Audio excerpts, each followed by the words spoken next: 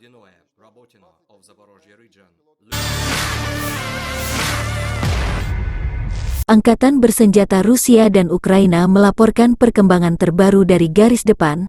Pasukan pertahanan udara Rusia mencegat 7 rudal anti-radar HARM, 1 rudal jelajah jarak jauh Storm Shadow, dan 10 proyektil HIMARS dalam 24 jam terakhir, menurut juru bicara Kementerian Pertahanan Federasi Rusia Letnan Jenderal Igor Konashenkov. Igor Konashenkov menyebut secara total, Angkatan bersenjata Ukraina kehilangan 425 jet tempur dan 233 helikopter, 4.156 kendaraan udara tak berawak serta 421 sistem rudal pertahanan udara.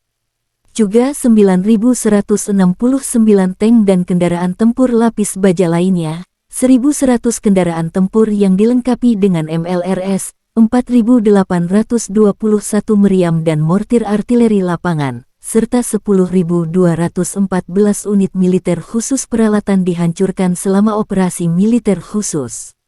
Dari kubu terpisah di Kiev, Angkatan bersenjata Ukraina dalam pernyataan resmi tanggal 15 Mei melansir 580 prajurit Rusia dinetralkan dalam 24 jam terakhir.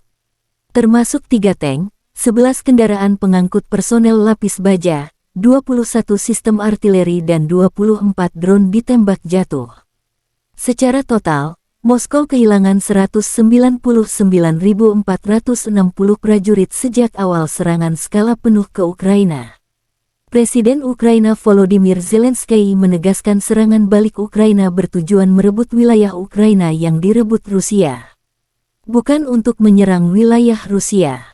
Demikian penegasan Zelensky saat jumpa pers di Berlin, Jerman sebelum terbang ke Prancis dan Inggris. Kami tidak punya niat dan kekuatan senjata untuk menyerang negara lain, tujuan serangan balik untuk merebut wilayah kami yang dicaplok, kata Zelensky. Zelensky berada di Inggris pada hari Senin dalam tur keliling Eropa. Selama tur Eropa, Sekutu setia Kiev berjanji memberi Ukraina ratusan rudal dan pesawat tak berawak lagi dalam upaya untuk mengubah arah perang. Konflik Rusia dan Ukraina sudah berlangsung selama 446 hari. Belum ada tanda-tanda perdamaian dua kubu.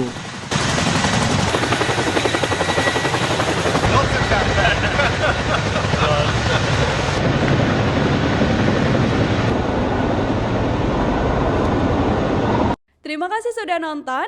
Jangan lupa like, subscribe, dan share ya.